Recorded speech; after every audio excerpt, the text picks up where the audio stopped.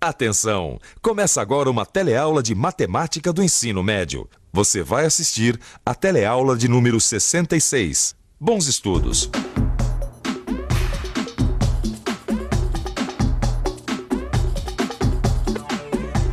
Oi, nas últimas teleaulas a gente vem estudando volume.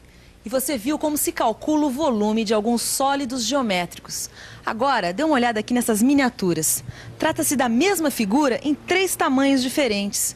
Como elas são figuras semelhantes, a gente pode dizer que existe uma relação entre suas áreas e volumes. E é exatamente esse o tema da nossa teleaula. Você vai ver que existe uma relação entre as áreas e volumes de figuras semelhantes. Hoje você vai ver como identificar a razão entre áreas de sólidos semelhantes. E também vai aprender a identificar a razão entre volumes de sólidos semelhantes.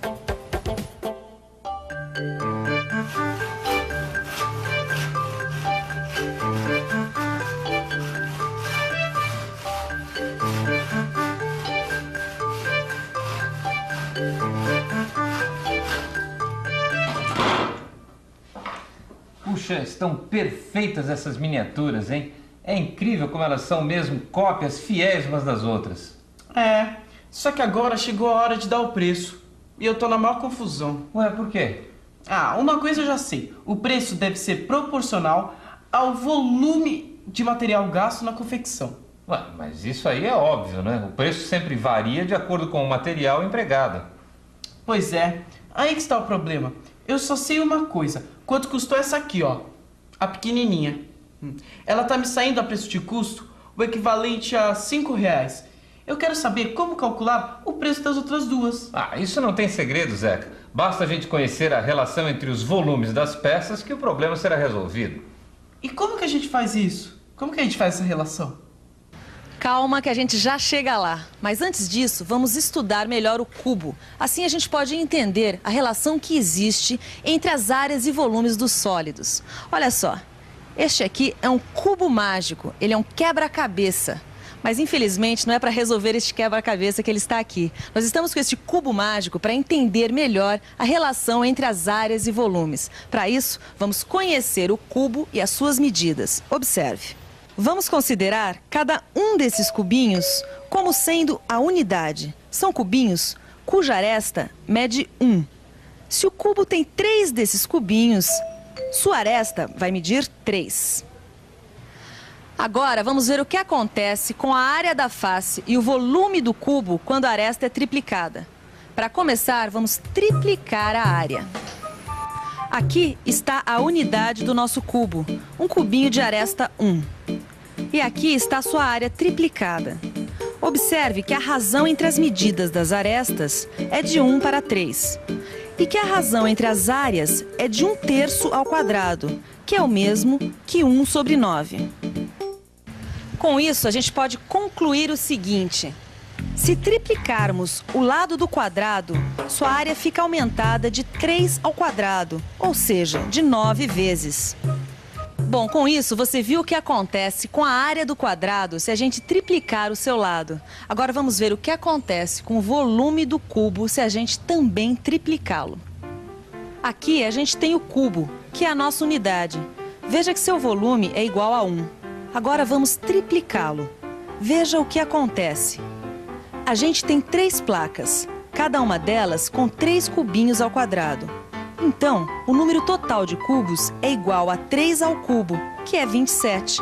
Ou seja, o cubo mágico é formado por 27 cubinhos unitários.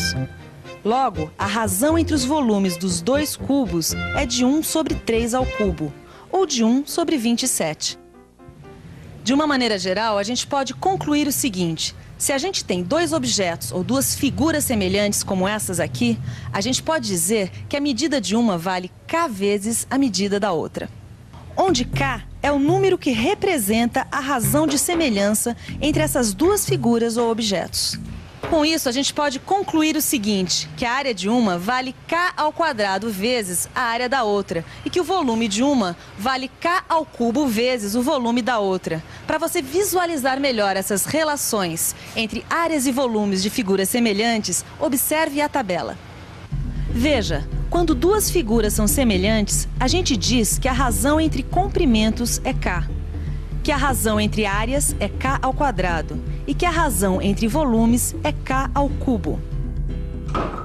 Ah, quer dizer que já existe uma relação conhecida entre área e volume de figuras semelhantes. Exatamente. E isso ficou claro para você? Ah, ficou. Vê se eu estou certo. Se eu tenho duas figuras semelhantes, eu posso dizer que a razão entre os comprimentos é K, que a razão entre suas áreas é K ao quadrado e que a razão entre seus volumes é K ao cubo? É isso mesmo? Exatamente. E é justamente essa relação entre comprimentos, áreas e volumes de figuras semelhantes que vão determinar o preço de custo das suas miniaturas. Ah, e como que a gente faz isso? Bem, isso é muito simples. A gente já sabe que o preço das miniaturas é proporcional ao volume de material empregado em cada uma delas, não é isso? Tá certo. É a quantidade de material que vai determinar o preço. Então vamos comparar essas duas aqui, por exemplo. A gente sabe que a miniatura 2 tem o dobro do tamanho da miniatura 1. Logo, a razão entre alturas é de 1 sobre 2. Daí a gente pode também tirar a razão entre volumes, que é de 1 sobre 2 elevado ao cubo, que dá 1 sobre 8. E o que é que a gente pode concluir com isso? Que esta miniatura gasta 8 vezes mais material do que esta. 8 vezes mais material? Então quer dizer que o fato dela ter o dobro de tamanho do que essa não quer dizer que ela gaste o dobro de material? Não, como nós já vimos, ela gasta 8 vezes mais material. Então, como eu gastei R$5 nesta miniatura menor e com a outra tem 8 vezes mais material, então eu gastei 8 vezes 5, ou seja, R$40. Exatamente. Agora só falta a gente calcular o custo dessa daqui, que é o triplo do tamanho da primeira. Ah, deixa comigo, essa eu resolvo. Bem, a única informação que eu tenho é que a miniatura 3 tem o triplo do tamanho da miniatura 1. Isso quer dizer que a razão entre as alturas das duas miniaturas é de 1 sobre 3. Com isso, eu posso concluir que a razão entre volumes é de 1 sobre 3 elevado ao cubo, que dá 1 sobre 27. Quer dizer que essa miniatura gasta 27 vezes mais material que essa outra. Ou seja, seu preço de custo vale 27 vezes R$5, que dá 135, que é o seu preço unitário. Matei, hein? Matou mesmo, hein, Zeca? E atenção, se liga aí que é hora da revisão. Na teleaula de hoje, você aprendeu a calcular a relação existente entre as áreas e os volumes de figuras semelhantes. Você viu como identificar a razão entre áreas de sólidos semelhantes. E também aprendeu a identificar a razão entre volumes de sólidos semelhantes. Concluindo, na teleaula de hoje, você viu a relação existente entre áreas e volumes de figuras e objetos semelhantes. Se K é a razão de semelhança entre duas figuras, então a razão entre suas áreas será K ao quadrado e a razão entre seus volumes será K ao cubo. Olá! Antes de acabar esta teleaula, nós queríamos falar sobre um assunto que afeta a todos nós: a água. Quase nunca nós pensamos como a água que consumimos chega até a nossa casa, ou mesmo o que acontece com ela quando sai das nossas casas. Mas a verdade é que ela percorre um longo caminho até chegar às nossas torneiras. E se não cuidarmos bem desse líquido essencial à vida, ele pode em breve sumir das nossas casas. Para um brasileiro, a ideia de que a água pode acabar parece absurda. Afinal de contas, o Brasil possui uma quantidade de água doce em seus rios que é a maior entre todos os países do mundo. Mas mesmo com toda essa água, nós sabemos que existem grandes regiões e muita gente sem acesso à água aqui no Brasil. Isso acontece porque a distribuição de água não é bem feita. Isso faz com que grande parte da água tratada e pronta para o consumo seja perdida ou desviada.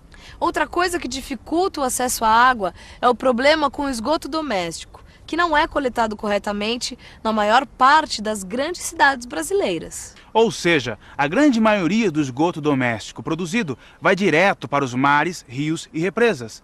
Isso quer dizer que estamos poluindo com esgoto doméstico não tratado as fontes da água que bebemos. Como consequência, o tratamento para se obter água potável fica cada vez mais difícil.